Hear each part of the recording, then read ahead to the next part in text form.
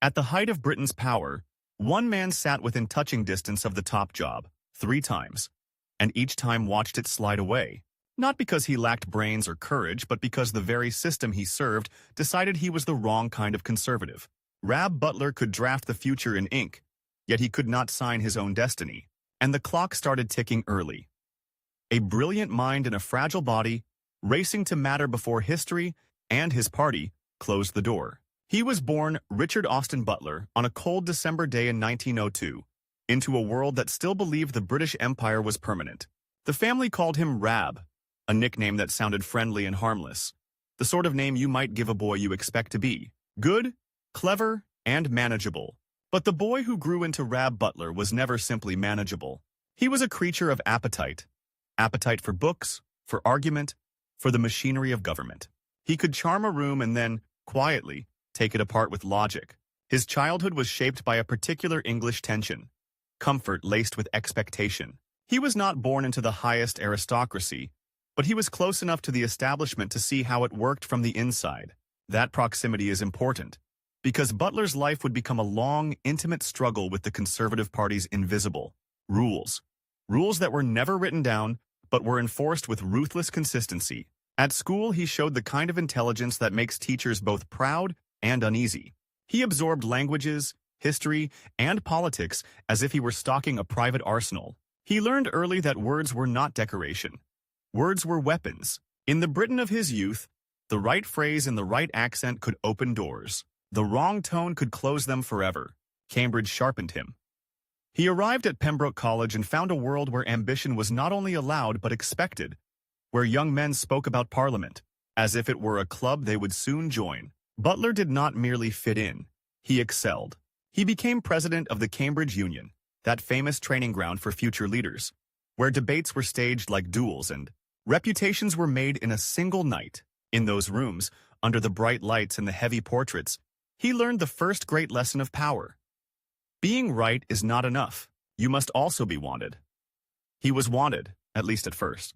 He had the voice, the intellect, the composure. He could argue with elegance and then disarm opponents with a smile. Yet even in his 20s, there were hints of the problem that would haunt him. He was too clever for comfort. People admired him, but admiration is not the same as trust. In politics, brilliance can look like calculation, and calculation can look like disloyalty. Butler's early adult life unfolded in the shadow of a country changing faster than its leaders could admit. The First World War had torn through Europe and left Britain victorious but exhausted. The old certainties, about class, about empire, about the economy, were cracking. The 1920s and early 1930s were not a gentle time to enter public life. They were years of unemployment lines, industrial unrest, and a growing sense that the world was sliding toward something darker. He entered Parliament young, in 1929, as Conservative Member of Parliament for Saffron Walden. The timing was brutal. That same year, the global economy began to collapse. The Great Depression did not arrive in Britain like a single explosion. It seeped in, a slow poison. Factories slowed, wages fell, families tightened their belts until there were no more holes to tighten. Politics became less about speeches and more about survival. In Westminster, Butler quickly gained a reputation as a man who could master detail. He was not the kind of politician who relied on slogans. He read papers, memorized figures, understood the gears behind the public facade. That made him valuable to leaders who needed competence. It also made him dangerous to colleagues who preferred vagueness. The Conservative Party he joined was not a single organism. It was a battlefield of instincts. There were traditionalists who clung to the old order, and pragmatists who sensed that Britain had to adapt or break. Butler's instincts were pragmatic. He believed in conservatism, but not as nostalgia. He believed it had to govern the country that existed, not the country people wished still existed. That belief would pull him toward the most controversial issue of the decade: India. To understand the risk, picture the atmosphere. For many conservatives, the British Raj was not merely a policy, it was identity. India was the jewel in the imperial crown, the proof that Britain mattered. To loosen control felt like surrender, and surrender, in the political imagination of the time, was a kind of national humiliation. Butler, however, was drawn into the work of reform. He became involved in the complex, explosive question of how Britain should respond to Indian demands for greater self-government. It was not a topic that allowed half measures. Every sentence could ignite outrage. Every compromise could be branded betrayal. In 1932, he was appointed Under Secretary of State for India. He was still young, but now he was standing in the furnace. The India office was not just another department. It was where empire met reality. Butler had to deal with constitutional proposals, nationalist pressure, and the fury of imperial diehards back home. He was learning, in real time, how policy becomes personal. And then came the moment that would brand him for years. The Government of India. Act 1935. This was not a neat reform. It was a massive, complicated piece of legislation, one of the longest acts Parliament had ever produced, designed to expand provincials, autonomy, and lay groundwork for a federal structure. To supporters, it was a necessary step toward stability. To opponents, it was the beginning of the end. One of those opponents was Winston Churchill, loud, relentless, and theatrically outraged. Churchill attacked the policy with the force of a man who believed he was defending civilization itself. He did not merely disagree, he denounced. He painted reformers as weak men dismantling the empire with soft hands and softer hearts. Butler found himself on the opposite side of Churchill, years before Churchill became the wartime savior. This is the first great twist in Butler's story. The man who would later be treated as a national prophet was, in the 1930s, a rebel within his own party. And Butler, the future nearly man, was on the side of the official government line, trying to manage change without collapse. The clash mattered because politics has a long memory. Churchill never forgot who stood where, and many conservatives, even those who accepted reform, watched Butler and wondered, is he too willing to give way? Is he the kind of man who bends when pressure rises? Butler's work on India showed his strengths, patience, intellect, a lawyer's precision, and also exposed his vulnerability. He was not a natural brawler. He did not enjoy public combat for its own sake. He preferred to win by drafting, negotiating, smoothing. In a party that often rewarded bulldog aggression, that preference could be fatal. Yet he rose. In 1936, he became Secretary of State for India, one of the youngest to hold such a senior post. It should have been a triumph. Instead, it placed him even more clearly in the line of fire. India was not calming down. Nationalist movements were growing. The world was growing more dangerous. Europe was watching Hitler rearm Germany. Italy had invaded Ethiopia. Spain was tearing itself apart. The air itself seemed charged with the coming storm. And inside Britain, another storm was brewing. The argument over how to respond to Nazi Germany. This is where Butler's life begins to tighten like a noose, because the choices made in the late 1930s would become moral verdicts after 1940. Butler, like many in the conservative leadership, supported the policy of trying to avoid war through negotiation, what history would label appeasement. At the time, it was not a cartoon of cowardice. It was a desperate calculation shaped by the memory of the First World War's slaughter. Men who had lived through trenches and telegrams announcing the dead did not speak lightly about another European war. But the public story would later simplify everything. Heroes versus fools, courage versus weakness. And Butler would be caught in that simplification like an insect in amber. In 1938, as Europe held its breath, Butler became Under-Secretary of State for Foreign Affairs. He was now close to the heart of Britain's response to Hitler. The Foreign Office was a place of cables, confidential meetings, and decisions that could not be undone. It was also a place where time felt like an enemy. Every week brought new demands, new threats, new humiliations. The sense of a ticking clock was not metaphorical, it was literal. The window to prevent catastrophe was closing, and everyone could feel it. Butler's role made him a key figure in the diplomacy of the era. He was not the prime minister, not the face on the newsreels, but he was in the room, reading the reports, helping shape the language. Britain used to speak to the world. He watched as Europe slid toward the edge. He watched as agreements were signed and then broken. He watched as hope was sold to the public in carefully chosen phrases. And then, in September 1939, the war came anyway. The outbreak of the Second World War did not simply change Britain.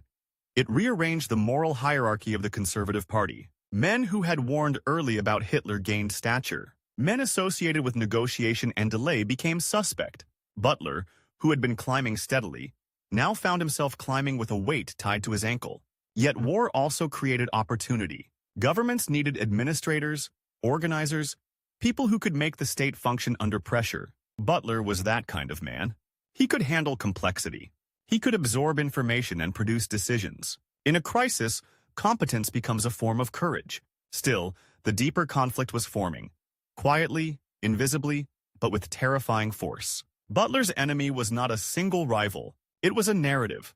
A story about who had been right and who had been wrong before the war. A story that would harden into faction, into loyalty tests, into whispered judgments in corridors. And Butler, whether he liked it or not, was running out of time to define himself before others defined him. Because in politics, especially in wartime, you do not get infinite chances. You get a few moments when the spotlight swings your way. If you are not seen as the right kind of leader in those moments, the verdict can last a lifetime. As Britain braced itself for the battles ahead, Rab Butler stood at a crossroads. A young man with a formidable mind, already marked by the most explosive controversies of the age. India, empire, diplomacy with dictators. He had risen fast, but speed can be dangerous. The higher you climb, the more visible your mistakes become. And the war was about to turn every pre-war decision into a weapon. The next phase of his life would be fought not only against external enemies, but against the shifting loyalties of his own side. Against the brutal truth that in Westminster, survival depends on more than talent. It depends on timing. It depends on myth. And it depends on whether the men who control the gates decide to let you through. In May 1940, Britain didn't just change prime ministers. It changed the rules of survival. One week you could be a respected minister. The next, you were a suspect. Your past decisions dragged out like fingerprints at a crime scene. And Rab Butler, sitting inside the Foreign Office machine room, felt the temperature drop. The country wanted a war leader. The party wanted a savior.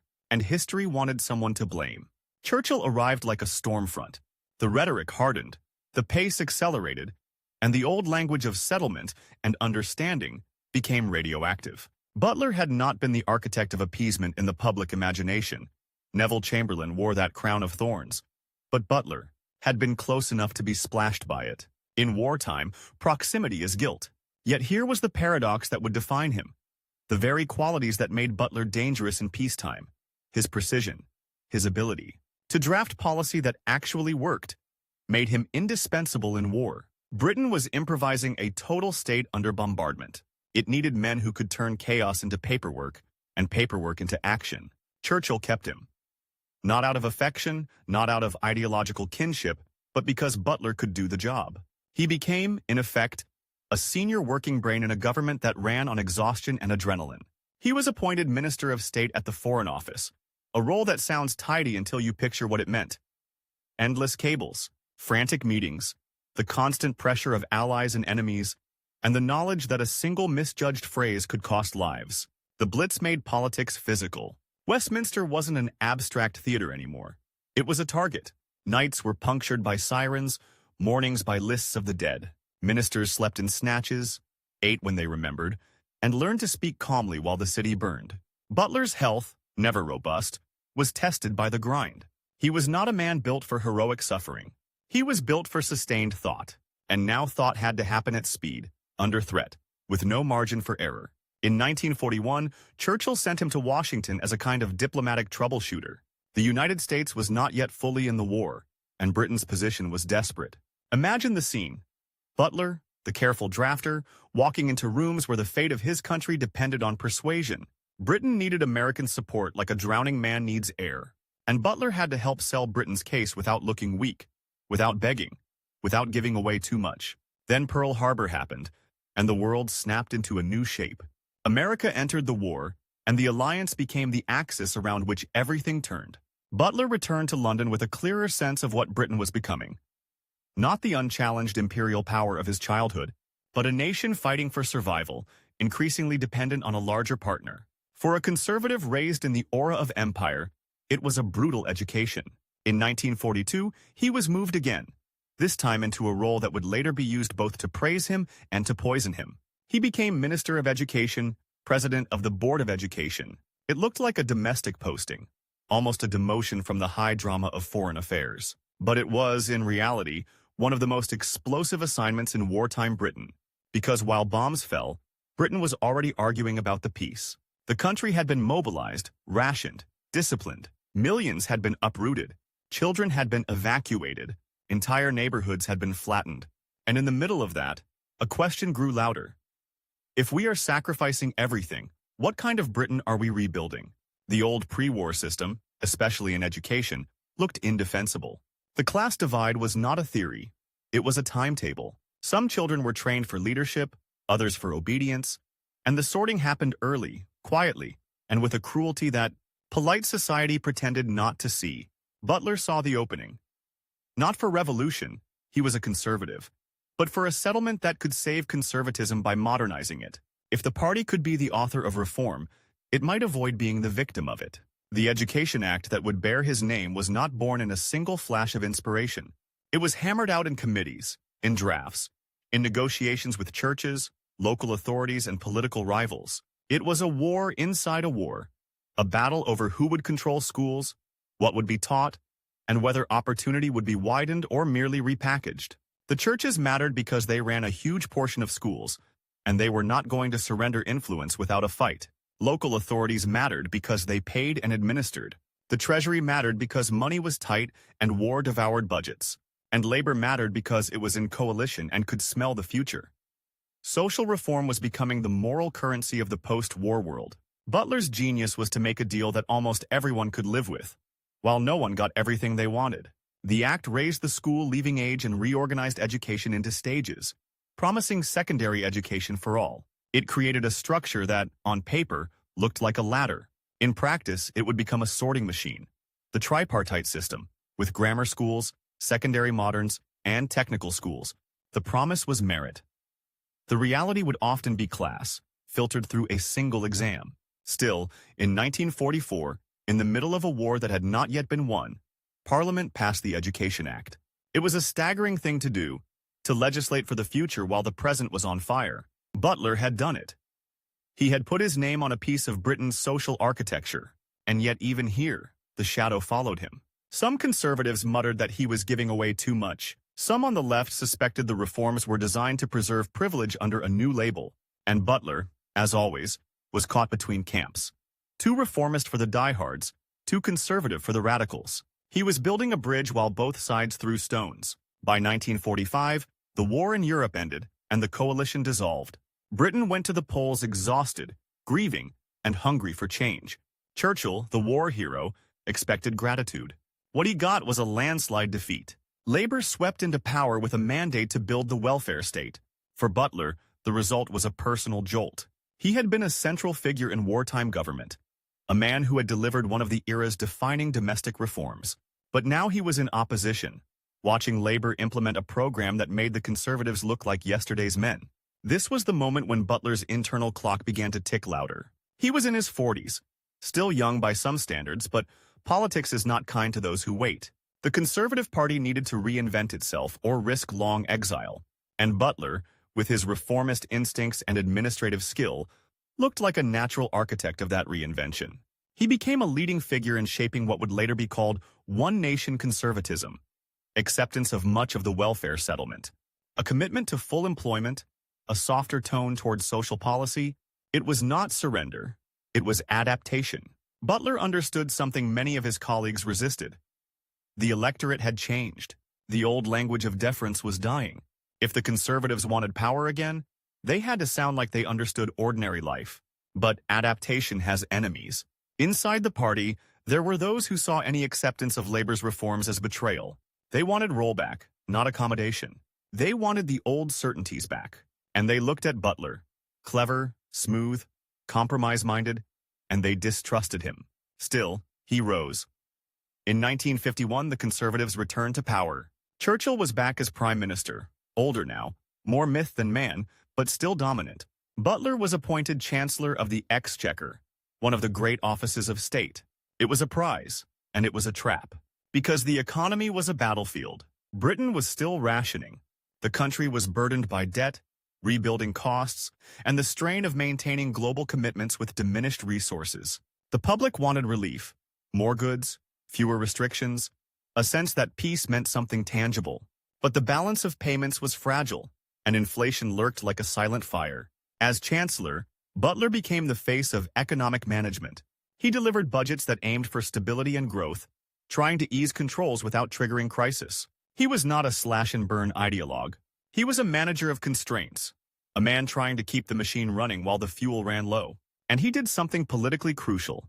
He helped the Conservatives present themselves not as wreckers of the welfare state, but as competent stewards of it. That repositioning mattered. It made the party electable in a new Britain, but it also deepened the suspicion among hardliners that Butler was too comfortable with the post-war settlement. To them, he wasn't rescuing conservatism, he was diluting it. Then came 1955. Churchill, finally, resigned. The succession question, always the real drama behind the curtains, moved from whispers to action. Butler had seniority, experience, and a record of achievement. He had been a major wartime minister, the author of a landmark act, the chancellor who had helped stabilize the post-war economy. On paper, he looked like the obvious heir. But politics is not paper. Politics is instinct, image, and the private judgments of powerful men. The Conservative Party did not have a formal leadership election system then. The choice was shaped by consultations, by the soundings taken among senior figures, by the monarchy's need for advice on who could command confidence. It was an old club-like process, exactly the kind of invisible rulebook Butler had been brushing against his whole life. And in that process, Butler's weaknesses became fatal. He was seen as too intellectual, too hesitant, too much the committee man. He did not project the blunt decisiveness that many believed the country wanted. He had enemies who remembered India, who remembered the 1930s, who distrusted his flexibility, and he had a rival who embodied a different conservative ideal. Anthony Eden, Churchill's chosen successor, handsome, polished, a symbol of continuity and wartime glamour, Eden got the job. For Butler, it was the first great near miss at the summit. Not a public humiliation, he was too important for that, but a private wound that never fully healed. He became Deputy Prime Minister and Lord Privy Seal, a title that sounded grand and meant, in practice, that he was close enough to power to taste it, but not close enough to command it. And then the clock tightened again, because Eden's premiership carried a fuse. In 1956, the Suez Crisis exploded. Britain, France, and Israel moved against Egypt after Gamal Abdel Nasser nationalized the Suez Canal. It was meant to be a demonstration of strength. It became a demonstration of weakness. International pressure, especially from the United States, forced a humiliating retreat. The pound came under threat. Britain's global standing was shaken. The illusion of imperial control cracked in full view of the world. Inside government, Suez was not just a policy disaster. It was a psychological trauma. It exposed how dependent Britain had become, how limited its freedom of action was. It also destroyed Eden's health and authority. He was exhausted, ill, and increasingly isolated. Butler was there, watching the crisis unfold, watching decisions harden into catastrophe. His position was agonizing, senior enough to be implicated, not dominant enough to stop it. He had to navigate loyalty to the Prime Minister and responsibility to the country, while knowing that any move could be read as treachery. When Eden resigned in January 1957, the succession question returned, sharper, more urgent, and more dangerous. Butler had another chance. Perhaps the chance. But the same invisible rules applied, and the same doubts resurfaced. In the aftermath of Suez, the party wanted a leader who looked tough, unflappable, unmistakably in command. Butler, with his careful manner and reputation for compromise, did not fit the mood. Harold Macmillan did. Macmillan had his own complexities, but he projected resilience. He had a war record, a patrician confidence, and a talent for political theater. He looked like a man who could steady the ship after a storm. Butler looked, to some, like a man who would hold meetings about the storm. So again, Butler was passed over. 2 near misses. 2 moments when the summit was visible, and then vanished behind someone else's back. And each time, the verdict hardened.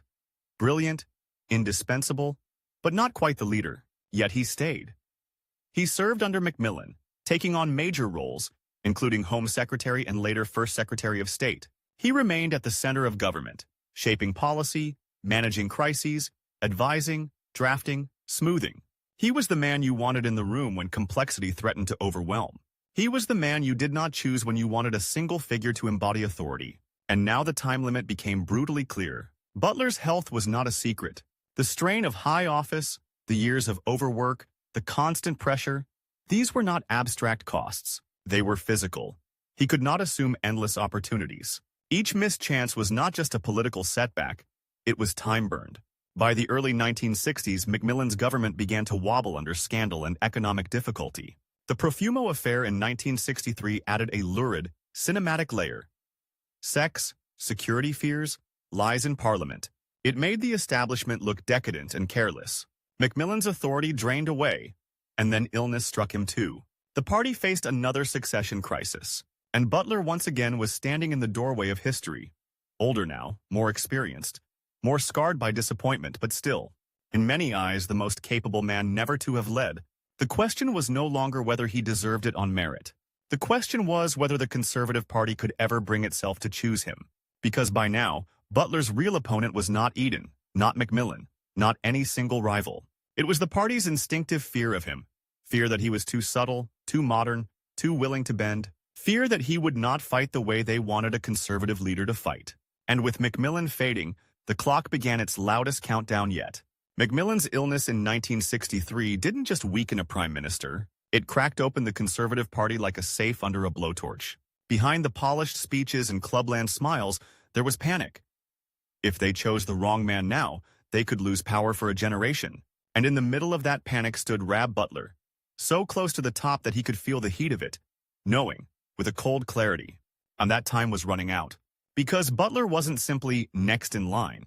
He was the man who had been next in line twice already, and politics is cruel to the almost crowned. Every near miss becomes evidence against you. The whisper becomes a verdict. Brilliant, yes.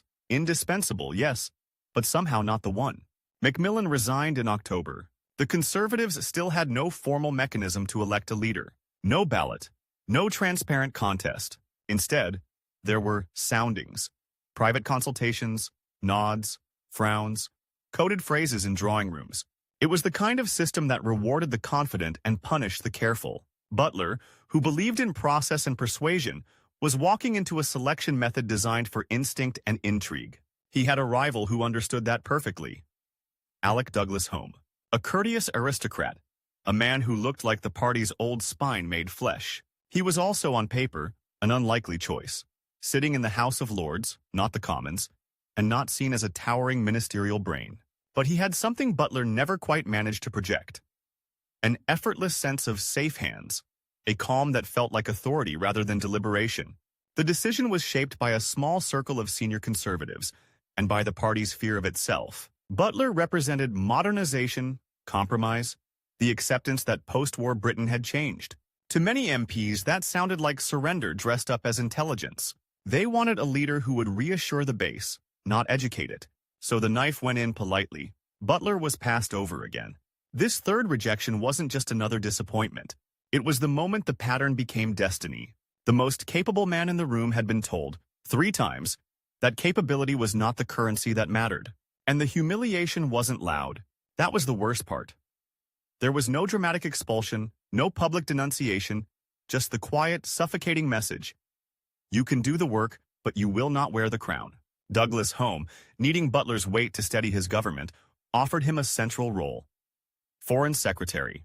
It was a great office, and it came with a brutal irony. Butler had once been the young Minister of State at the Foreign Office during the war, drafting and negotiating as Britain fought for survival. Now he returned as the department's head, in a Britain that was no longer an imperial superpower, but still hadn't fully accepted what it had become. The world he faced was sharp-edged. The Cold War wasn't a backdrop. It was the air everyone breathed. Nuclear weapons had turned diplomacy into a form of controlled terror. One misread signal could mean catastrophe, and Britain's position was awkward, still claiming global influence, increasingly dependent on the United States, and trying to keep a seat at the top table while the table itself was being rearranged. Butler's style suited this kind of work. He was not a chest thumper. He was a drafter, a negotiator, a man who believed that words, precise words, could prevent disasters. He worked the alliances, managed the tensions, and tried to keep Britain relevant without pretending it was still 1902. Yet even here, the clock was ticking. Butler was in his early 60s now. The party was changing around him. A younger generation of conservatives, sharper, more media-aware, was rising. And the electorate was changing too. The old deference was collapsing. Television was turning politics into performance. And Butler, for all his intelligence, was not a natural performer. He could be witty, even charming. But he didn't radiate the simple, brutal confidence that cameras loved. Douglas Home's government limped toward an election in 1964, and Butler could feel the ground shifting. Labor, under Harold Wilson, was selling a new story. The white heat of technology, modern Britain, a future that didn't smell of old clubs and inherited power. The Conservatives, led by a prime minister who had renounced a peerage to sit in the Commons, looked like they were improvising their own legitimacy. When the election came, it was close. But close wasn't enough. Labour won. The Conservatives were out. For Butler, opposition was not new. But this time, it felt different. This time, it felt final. He had spent decades at the center of government, shaping policy, carrying departments, rescuing colleagues, drafting the compromises that kept the machine running. And now he was watching the machine run without him. Inside the party, the knives came out again, this time aimed at Douglas Home. The Conservatives needed a new leader. And now, finally, they created a formal election process. It was the reform Butler might have welcomed years earlier, when he still had a plausible path to the top. But reforms arrive when they arrive, not when you need them. In 1965, the party chose Edward Heath. Heath was younger, tougher in presentation, and carried a different kind of ambition. Less clubland, more technocratic drive. He also represented something Butler had always struggled against: the hunger for a leader who looked like a fighter. Butler had spent his life proving he could govern. Heath looked like he could win. Butler did not vanish overnight. He remained a senior figure, respected, consulted, sometimes used as a symbol of continuity. Yet the center of gravity had moved. The party's future was being written by men who had not lived through the same formative battles, who did not carry the same scars from the 1930s and 1940s. Butler's great strength, his ability to build settlements, was less valued in an era that increasingly rewarded confrontation. And then came the moment that felt like a final, bitter joke from history. In 1970, Heath won the general election and became prime minister. Butler, by then an elder statesman, might have expected some ceremonial honor, a dignified closing chapter. Instead, Heath offered him a peerage, an earldom. On the surface, it was a tribute. In reality, it was a door closing with velvet gloves. To accept would mean leaving the Commons, leaving the arena where Butler had fought his whole life. It would mean becoming a figure of the past, literally moved upstairs. Butler hesitated, and that hesitation became its own drama. Because what was he really hesitating over? A title? Or the admission that the race was over? He accepted. He became Lord Butler of Saffron Walden. It was a grand name for a man who had spent decades being grandly useful, but it also carried a sting. The peerage was not the prize he had chased. It was the consolation offered to a man the party had never trusted enough to lead. From the House of Lords, Butler watched British politics harden. The post-war consensus he had helped shape, acceptance of welfare, managed capitalism, a certain shared understanding of the state's role, began to fray. Economic turbulence, industrial conflict, and cultural change were pushing the country toward a more polarized future. The kind of politics Butler excelled at, quiet compromise, incremental reform, was starting to look like a language from another century, and yet his fingerprints were everywhere. The Education Act of 1944 had reshaped millions of lives. It had expanded secondary education and raised expectations across the country. It also created the 11+ exam and the tripartite system, which would become one of the most controversial social mechanisms in modern Britain, opening doors for some, slamming them for others, often at an age when a child barely understood what was being decided. Butler's legacy in education was therefore both heroic and haunted. A reform that widened opportunity and institutionalized a new kind of sorting. As Chancellor in the early 1950s, he had helped steer Britain through the tightrope walk of post-war recovery, trying to deliver risings, living standards without triggering economic collapse. Those budgets, those decisions about controls and consumption, were part of the story that led to the "you've never had it so good" era under Macmillan. Butler didn't coin the phrase, but he helped build the conditions that made it plausible. As Home Secretary, he had dealt with the pressures of a changing society: crime, public order, the state's power over the individual. He was not a libertarian hero, but he was not a simple authoritarian either. He was, as always, a man trying to keep the system functioning while the ground moved beneath it. And as Foreign Secretary, he had tried to keep Britain steady in a world where steadiness was increasingly hard to define. But the most dramatic part of his story, the part that gives it its ache, was not what he did. It was what he almost became. In British political folklore, Butler became the archetype of the best prime minister we never had. It's a flattering phrase, but it's also a trap. It turns a life of real achievement into a single absence. It reduces decades of policy, negotiation, and reform to a question mark. And Butler himself, in later years, did not always hide the bitterness. He had been loyal, he had been competent, he had been central, and he had been denied. Not once, not twice, but repeatedly, by a party that used his mind and distrusted his temperament. His real opponent in the end was not Eden or Macmillan or Douglas Home or Heath. It was the Conservative Party's fear that leadership required a certain kind of hardness, an instinct for conflict, a taste for decisive gestures that Butler did not naturally display. He could fight, but he fought with drafts and arguments, not with theatrical blows. He believed politics was a craft. Increasingly, politics demanded a performance. He died in 1982, in a Britain already deep into a new ideological era. The country was moving toward sharper divisions, louder certainties, and a different kind of conservative identity. Butler's world, of coalition instincts, negotiated settlements, and careful reform, was receding. But if you want to see him, really see him, don't picture him as a disappointed man in a drawing room, passed over again. Picture him in wartime, while London burned, pushing through an education reform that would outlast the rubble. Picture him at the Treasury, balancing a fragile economy while the public demanded relief.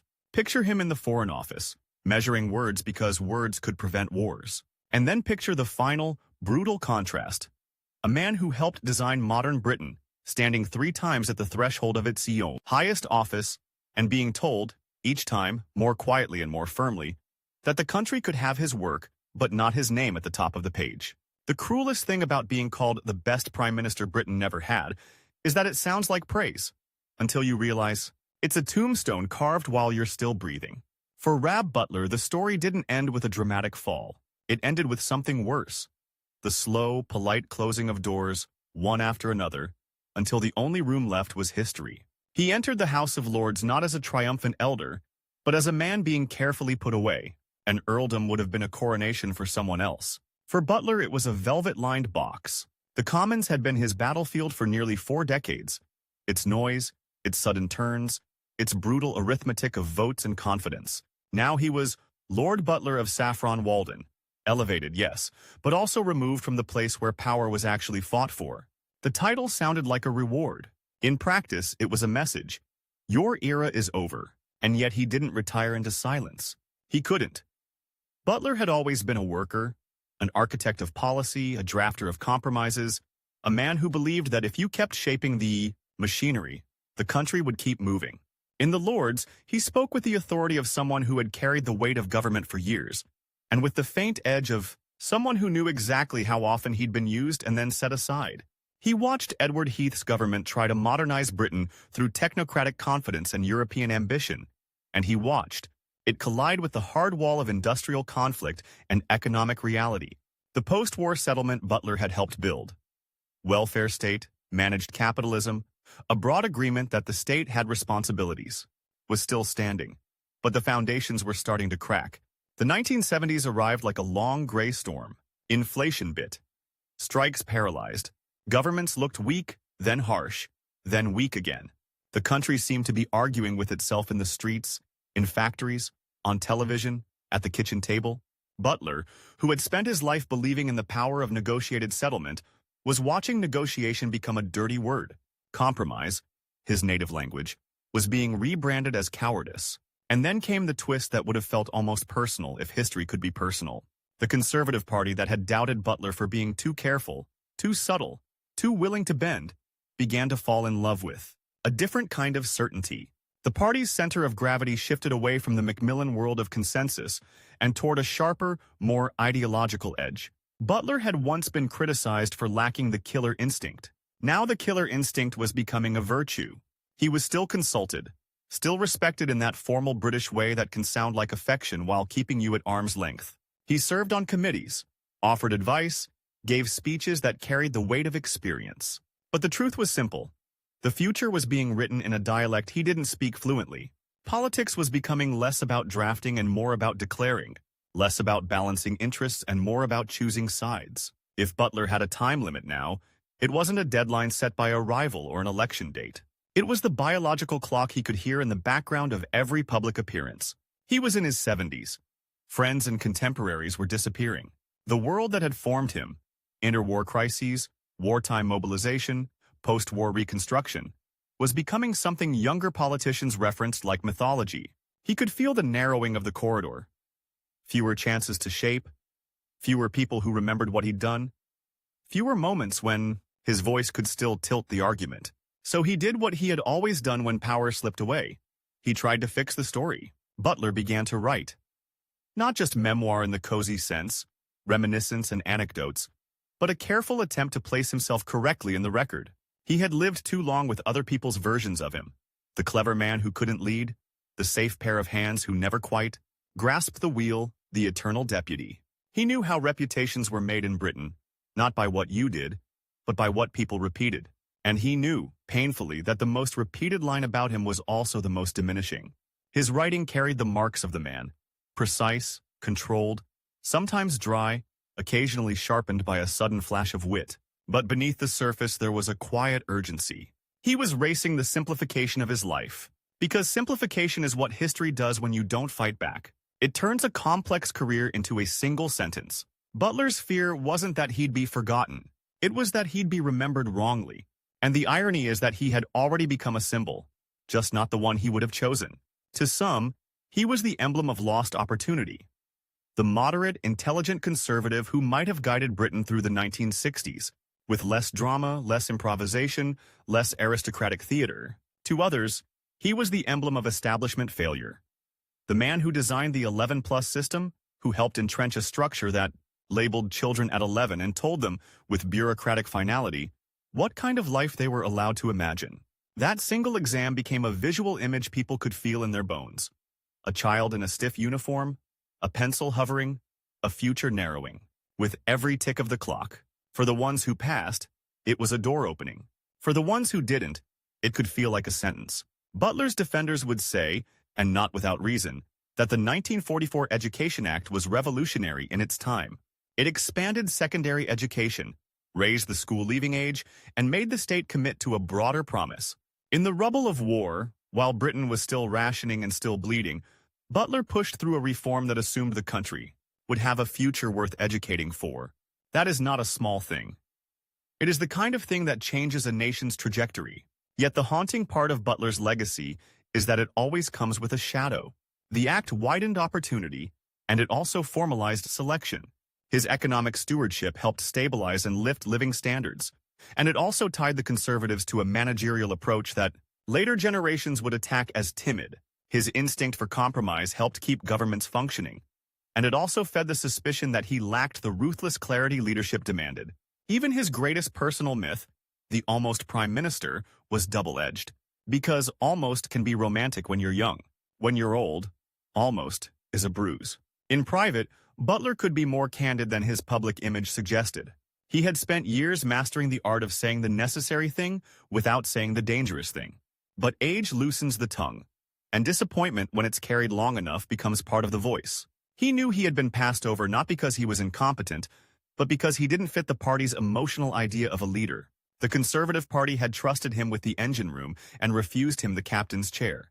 And that, in the end, was his real conflict.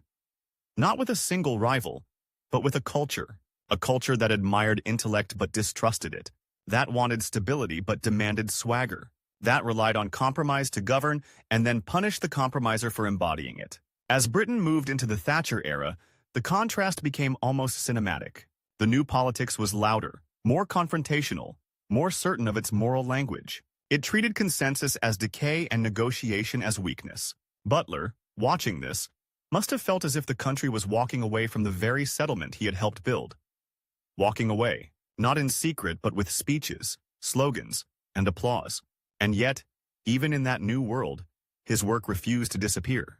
You could argue with the system he helped create, you could dismantle parts of the consensus he supported, but you couldn't pretend. He hadn't shaped the landscape, the schools, the civil service habits, the assumptions about what government could and should do. His fingerprints were embedded in the everyday. The final years were quieter. The public stage shrank. The body, inevitably became less cooperative. But the mind, by all accounts, remained sharp, still capable of that Butler precision, still able to cut through a problem with a sentence. That sounded mild until you realized it had removed all your excuses. When he died in March 1982, Britain was already deep into its new argument about itself.